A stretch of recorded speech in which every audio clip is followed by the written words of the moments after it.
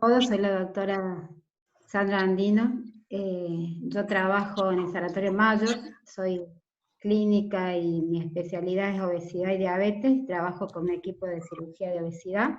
Vamos a empezar con la clase de hoy, que es la clase de postoperatorio.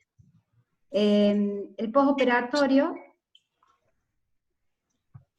es la primera etapa, digamos, cuando el paciente sale de una cirugía, es el periodo, si lo definimos, es el periodo que transcurre entre el final de una operación y la completa recuperación del paciente o la recuperación parcial del mismo cuando queda con alguna secuela. Secuela, llámese algún deterioro del sensorio, algún deterioro del estado hemodinámico, del estado renal o del estado respiratorio. Sabemos que todos los pacientes que van a cirugía tienen un riesgo quirúrgico para entrar, y bueno, ese riesgo que se llama riesgo ASA, va de un grado 1 a un grado 4. El grado 4 es el paciente que tiene, digamos, más riesgo de vida, y obviamente si no se opera, a lo mejor tiene, no tenga buen pronóstico. La clasificación, entonces, el postoperatorio la dividimos en inmediato, que es la fase de recuperación postanestésica, que es igual o menor a 24 horas, el postoperatorio inmediato o fase intermedia, que va de 24 horas a 7 días, y el postoperatorio tardío o periodo de convalescencia, que es el tiempo en que lo controlamos al paciente durante 7 a 30 días. Esas son las etapas del postoperatorio. El inmediato se inicia desde que el paciente sale del quirófano.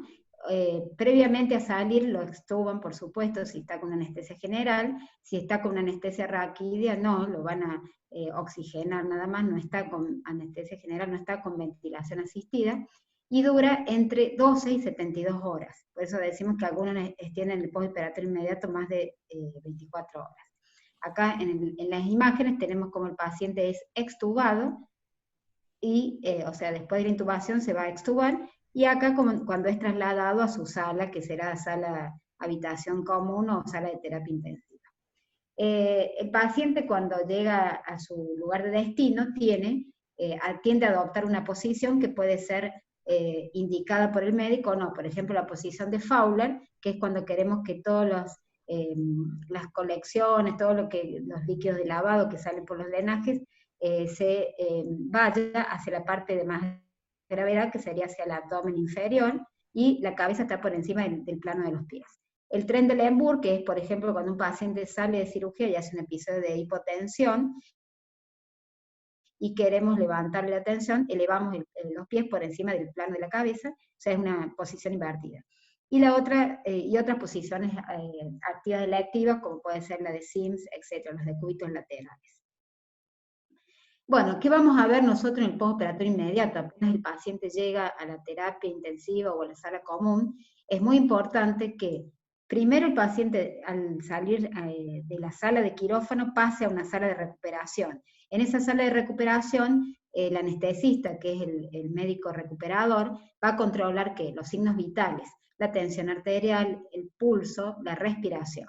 ¿Por qué? Porque post-extubación, el paciente en algunas oportunidades, sobre todo si son pacientes que son bronquíticos crónicos o que son obesos, que tienen un perímetro cefálico, un perímetro cervical alrededor del cuello mayor a 45 centímetros, tienen una obstrucción de la vía aérea con un grado de Malampati, que es la visualización de la úvula por encima o la campanilla que conocemos por encima de la lengua, que a veces es muy difícil de intubar, y cuando se extuba suele hacer un edema que se llama edema de glotis, y eso hace que el paciente pueda volver a reobstruirse y a volver a necesitar ser ventilado. Por lo tanto, ese monitoreo que hace el anestesista en el postoperatorio inmediato es fundamental. Entonces, ver que tenga buena vía aérea, que tenga buena frecuencia cardíaca y buena tensión arterial, porque si se nos hipotensa, hay que empezar a buscar causas de hipotensión. Por ejemplo, si el paciente sale con drenaje, que tenga sangrado por el drenaje, sangrado por la herida quirúrgica, que tenga alguna pérdida de sangre por la orina, hematuria, o por el tubo digestivo, enterorragia o hematoquesia, y que vaya a repercutir en la frecuencia cardíaca hipertensión arterial. Inmediatamente, si el paciente tiene una pérdida sanguínea, los órganos de alarma que ustedes van a tener es que se va a poner taquicárdico, se va a poner hipotenso, hay una gran descarga adrenérgica y va a tener una depresión del sensores. Entonces tenemos que ver eso. También vamos a controlar. Durante la cirugía el paciente recibe aporte de volumen, y si es una cirugía, por ejemplo, abdominal, y si es abierta, no laparoscópica, hay mayor pérdida de líquido en ese tiempo quirúrgico, entonces hay que aportarle líquido, y en el postoperatorio muchos salen con sonda vesical, entonces hay que ver qué respuesta diurética inicial tiene, que nos va a medir el débito urinario, que debe ser mayor a 50 mililitros hora, para que en 24 horas orie por lo menos 1000 mililitros, nos va a dar el estado hemodinámico. Entonces tiene que estar bien hidratado, porque si no, estamos ante un eventual fallo renal. Bueno, obviamente que el responsable directo del paciente en el postoperatorio, aunque el paciente vaya a la sala de recuperación intermedia o cuidados intensivos, es el médico cirujano, por eso que el cirujano sale junto con el anestesista, si el paciente va a terapia, a comentar el caso al médico terapista o el médico clínico que lo recibe. Siempre sigue siendo el médico de cabecera del paciente, aun cuando todo el personal especializado, incluida la enfermera que lo recibe, estén a cargo del manejo del paciente. Vamos a ver entonces, cuando llega la terapia, la conexión de todas las vías de canalización, el plan, digamos, de hidratación, el plan de líquido que le vamos a dar. Hay que, si es un paciente que ha estado intubado, que sale con una ventilación asistida a la terapia intensiva, hay que ver todos los túbulos los tubos que tiene conectado, el tubo endotraqueal. Ese tubo va conectado a una tubuladura que se conecta al respirador, y todo eso está manejado por alarmas. ¿Para qué nos sirven esas alarmas? Porque cuando empiezan a sonar puede ocurrir que el tubo esté desplazado o que el paciente se haya despertado de la sedación y se haya extubado. Entonces todo tiene que estar bien monitorizado. Puede tener también cánulas de oxígeno, hay que ver las vías de mantener la vía aérea permeable, las nebulizaciones, y ver qué parámetros ventilatorios tiene, porque a veces el paciente está extubado, ventilando bien, llega de la sala de quirófano a la sala común, a la terapia intensiva, y de pronto empieza a tener taquipnea, disnea, desasosiego, cianosis, lo saturamos con un saturómetro portátil y empieza a bajar la saturación por debajo de 90%, quiere decir que el paciente está comenzando con una dificultad respiratoria, que puede ser un fallo hemodinámico o un fallo respiratorio como agudo, que está descrito en las cirugías abdominales, sobre todo en los pacientes de elevado peso, como los obesos mórbidos, que se pueden complicar con una embolia pulmonar. Por eso es que el paciente lleva una heparinoprofilaxis previa y medios de antitrombogénesis específicos. Bueno, vamos a medir si el paciente sale con una sonda nasogástrica porque ha tenido una cirugía digestiva, vamos a medir los débitos, que la sonda esté bien puesta, y por supuesto la cateterización de la vejiga si sale con sonda vesical, y otras sondas y drenajes. Nosotros tenemos, si tiene un drenaje pleural, porque es una cirugía torácica, o si tiene drenaje al mediastino y al tórax, si es una cirugía cardíaca, un bypass ortocoronario. Es muy importante que ustedes conozcan cuáles son los débitos que tiene cada sonda. Por ejemplo, si un paciente tiene una cirugía cardíaca y sale con un drenaje mediastino, y el drenaje mediastino ven que drena más de 100 mililitros por hora, ese paciente está obviamente sangrando, obviamente que se van a poner en contacto con el cirujano y el paciente probablemente sea reintervenido. Entonces, tanto todo lo que se le aporta al paciente como lo que evita por los drenajes es importantísimo. Ustedes van a ver que el paciente inicialmente, lo que vamos a hacer, vamos a pasar la anterior, porque ven todas estas canalizaciones. Para poder medir todos los débitos y el estado hemodinámico, si es un paciente de alto riesgo y que va a terapia, vamos a poner una vía central, o sea, una presión venosa central, que es un catéter que se inserta en la vena yugular o en la vena subclavia, y va hasta la vena cava subclaviana lo medimos con el paciente en decúbito horizontal o supino, y el catéter se levanta por encima del plano de la cama, y la línea horizontal se traza desde donde se coloca el catéter a nivel de la línea axilar media. Desde allí para arriba se mide qué presión venosa central tiene. Lo normal es que tenga de 8 a 12 centímetros de agua. Eso nos está dando en forma directa que el estado hemodinámico y la volemia que tiene el paciente. Si el paciente está sangrando por alguna herida quirúrgica, por algún drenaje, o por el tubo digestivo, por la vía urinaria, vamos a ver que la PVC, la columna líquida que mide, empieza a bajar y se introduce dentro de la vena, y no se ve nada, o sea, se ve cero la PVC. Ese paciente se está choqueando, lo cual se va a traducir con una taquicardia, una hipotensión y una alteración del estado de conciencia, o sea, alteración del sensorio, porque lo primero que se deteriora es la conciencia cuando uno está hemodinámicamente inestable y está chocado. Entonces vamos a vigilar muy bien cuando el paciente llega todo: frecuencia cardíaca, ritmo respiratorio, tipo de respiratorio, o sea, si estaba con una frecuencia respiratoria de 10, 12 por minuto y pasa a tener 30 respiraciones por minuto, algo está pasando. Si está, por lo tanto, bradipneico, taquipneico, si está hiperventilando, si tiene respiraciones atípicas como el Cheyne-Stokes, que hiperventila y después vienen periodos de apnea, respiraciones atáxicas que son típicas de los pacientes neurológicos, porque en el postoperatorio ese paciente que está bien pero que tiene una cardiopatía de base, por ejemplo un hipertenso, entró a quirófano en el prequirúrgico con un ritmo cardíaco normal. En el postoperatorio, si el paciente sangró o estuvo hipovolémico o por efecto de las drogas anestésicas, que ahora actualmente se usan tanto los relajantes neuromusculares como los sedantes, son de corta duración, se usa cada vez drogas que se metabolizan más rápido para evitar que haya parálisis neuromuscular y para evitar efectos tóxicos sobre el corazón. Sin embargo, si el paciente es un cardiópata, puede salir a la sala o a la terapia y empezar con disnea, taquipnea, taquicardia. Ustedes le toman el pulso y ven que el pulso es irregular y comienza a tener deterioro de la conciencia, y una paresia en el hemicuerpo derecho o izquierdo. Entonces le hacemos un electrocardiograma y vemos que tiene una fibrilación auricular. Ese paciente que estaba normorrítmico se fibriló. Entonces, eso generó que ese paciente, al fibrilarse, dispare un émbolo cardíaco desde su corazón izquierdo y produzca una ACV. Por lo tanto, un paciente que es de alto riesgo en el preoperatorio con un ASA 4, por ejemplo, o un ASA 3, el ASA 4 ya es riesgo de vida, el ASA 3, obviamente en el postoperatorio tiene que ir a terapia intensiva, más si es diabético, si es hipertenso, si es coronario.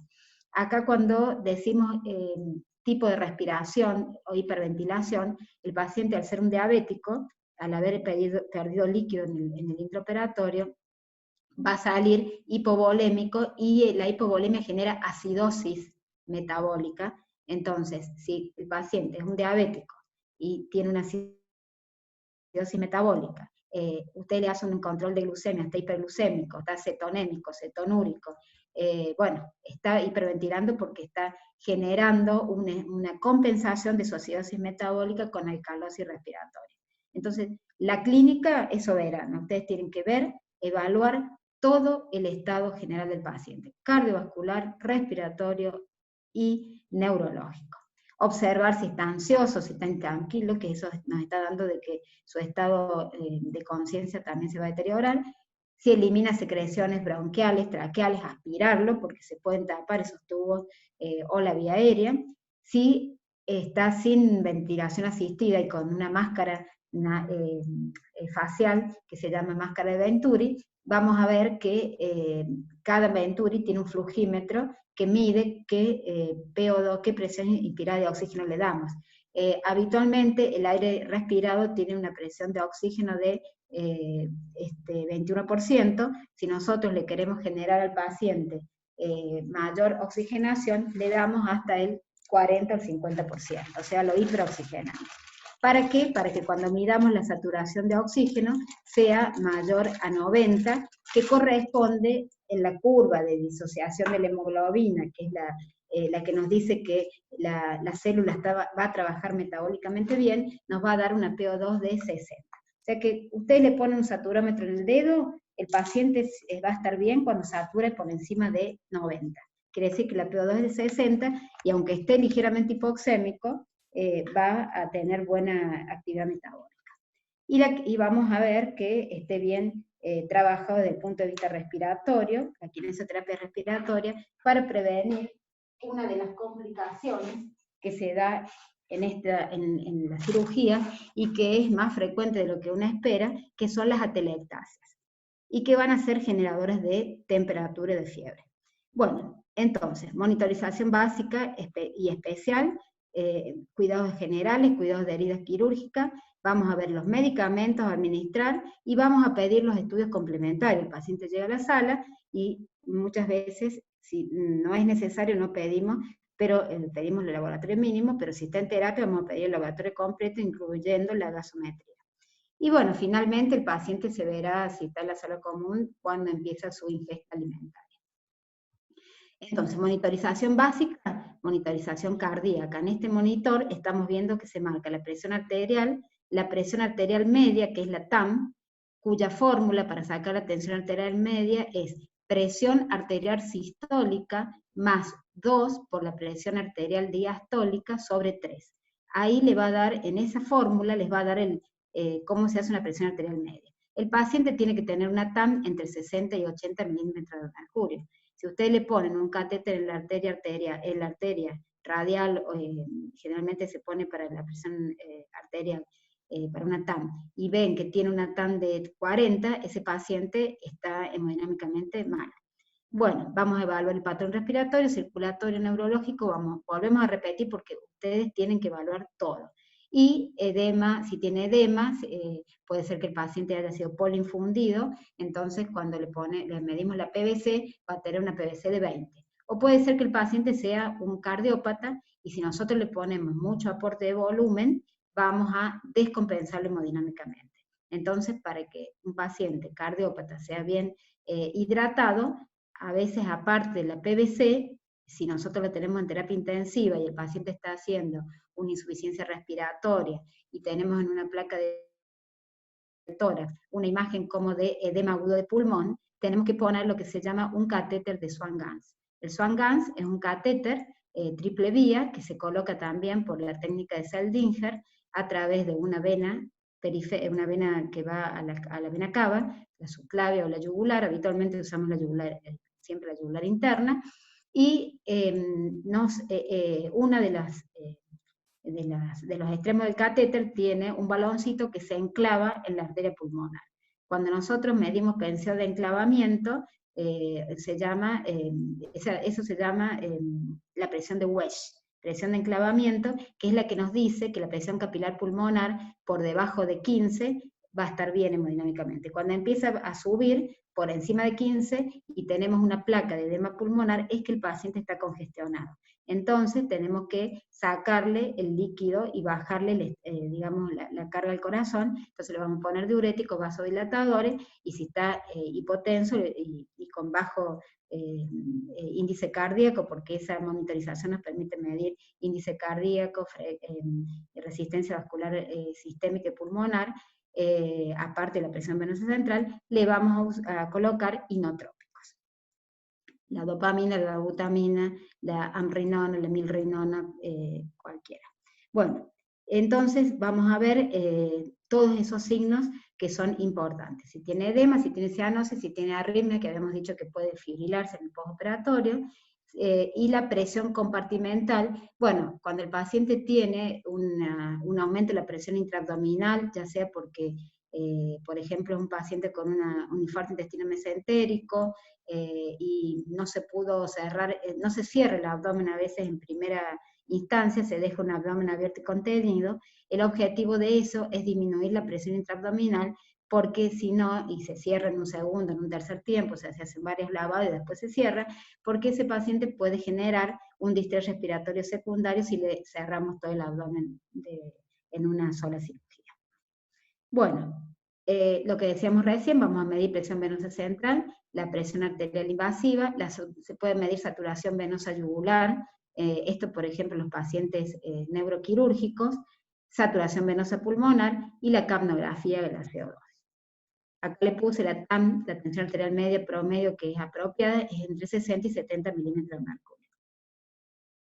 Y después vamos al control de todas las, si es un paciente postoperatorio, vamos a ir a controlar, por ejemplo, las heridas, la herida quirúrgica, que tenemos las heridas quirúrgicas que son limpias, que pueden tener una tasa de infección del 1 al 5%, que en condiciones ideales lo único que hay que hacer es cambiar la gasa o el apósito, y lavado con solución fisiológica nada más.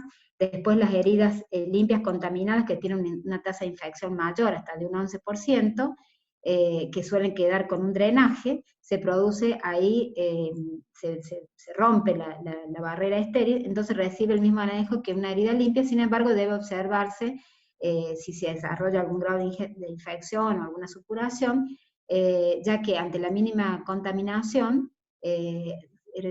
puede transformarse en una herida infectada y no contaminada. Bueno, después las heridas contaminadas, con tasa de infección del 15 al 20%, es como cuando la herida es más traumática, por ejemplo, hay un debridamiento de alguna zona necrótica, como puede ser una gangrena de Fournier, que es una infección a nivel perineal, que es común en los diabéticos. Bueno, cuando hay una herida de ese tipo, es más, digamos, probable que se infecte, por lo tanto hay que hacer un debridamiento amplio, porque hay mayor inflamación, y después cuando la herida es infectada, ya no es contaminada que puede tener tasa de infección, sino que está infectada, y la tasa de infección es hasta en un 40%, son las heridas muy traumáticas, que no son recientes, que llegan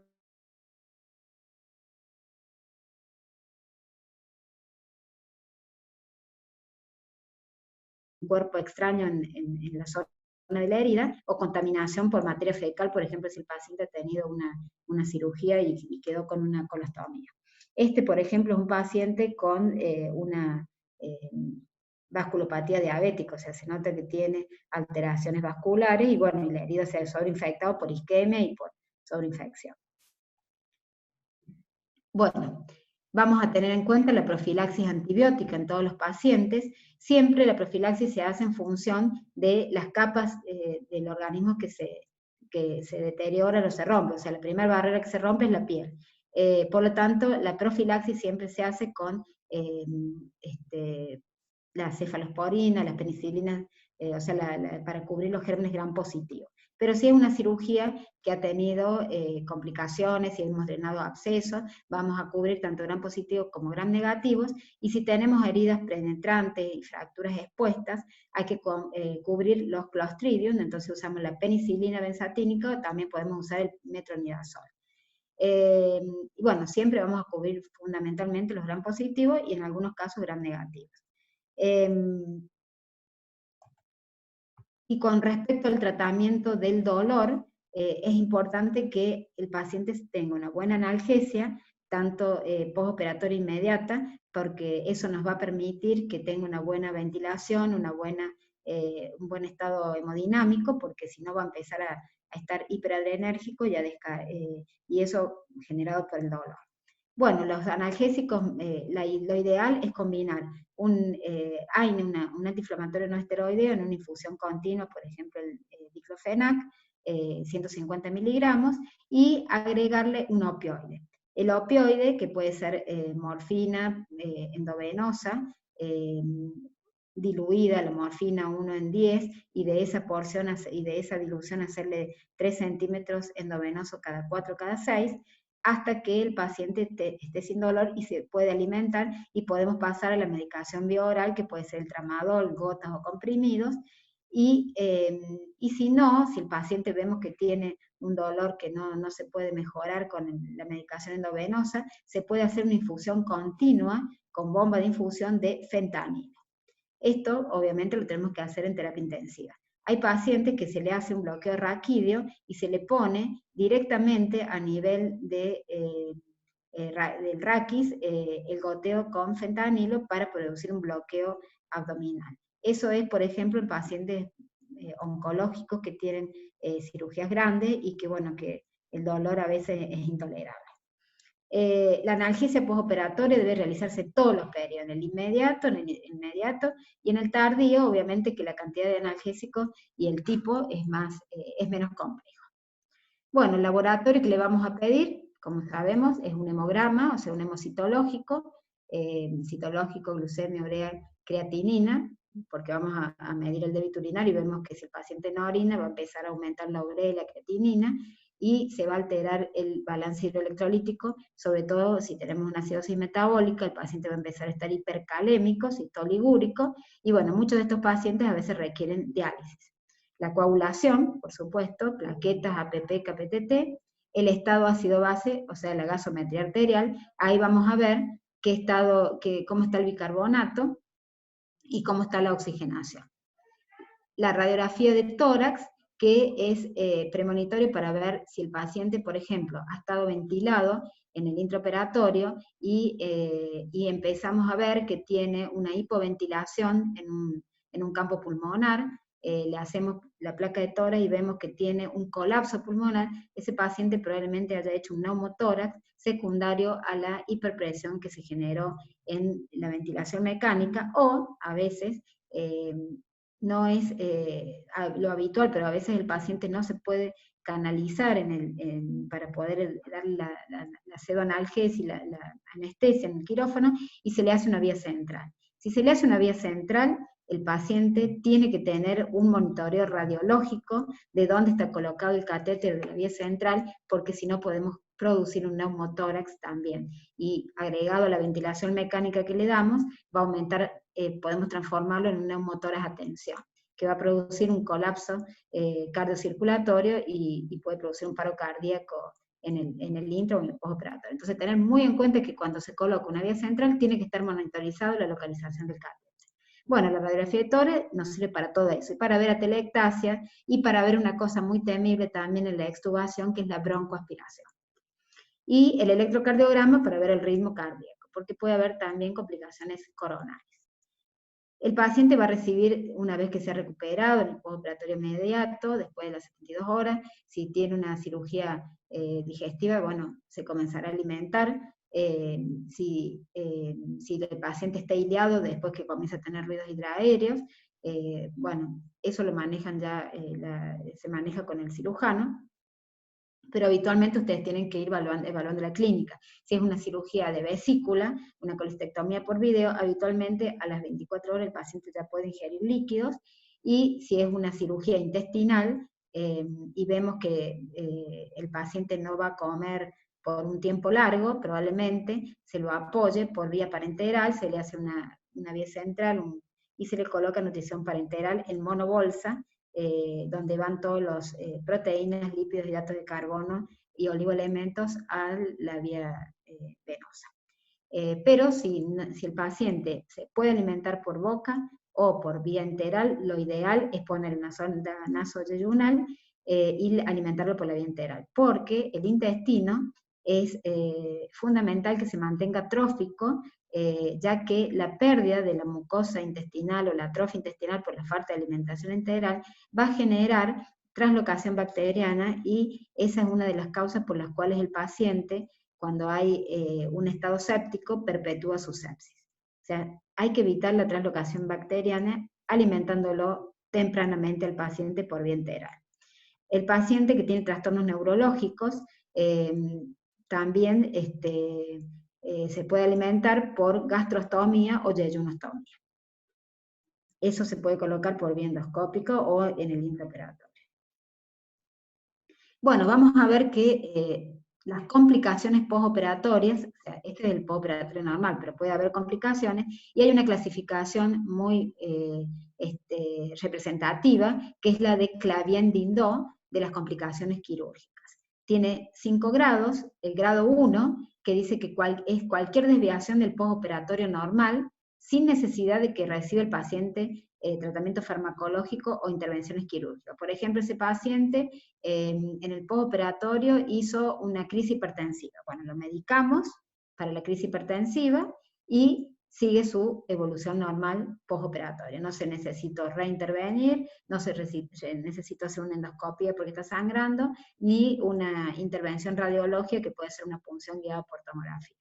Ese es el estadio 1. El estadio 2 es cuando se requiere tratamiento farmacológico con drogas distintas a las permitidas para las complicaciones del grado 1, por ejemplo, incluye transfusiones de sangre. Bueno, supónganse que el paciente tiene una dificultad respiratoria y empieza a desaturar, a tener una saturación menor a 90, lo auscultamos, está con signos de broncoespasmo, está taquicárdico, taquifícmico, taquipneico, perdón, y lo evaluamos, vemos la placa de tórax, en la placa de tórax lo que vemos es un hipoflujo a nivel de los ilios, signos del árbol de otoño sin hojas, otoño-invierno, y le vamos a pedir un TAC multislide, porque lo más probable es que ese paciente esté haciendo un tromboembolismo pulmonar. Entonces ahí tenemos que actuar y darle drogas como la heparina, o sea, anticoagulantes como la heparina. Algunos necesitan trombolíticos. Si el paciente es un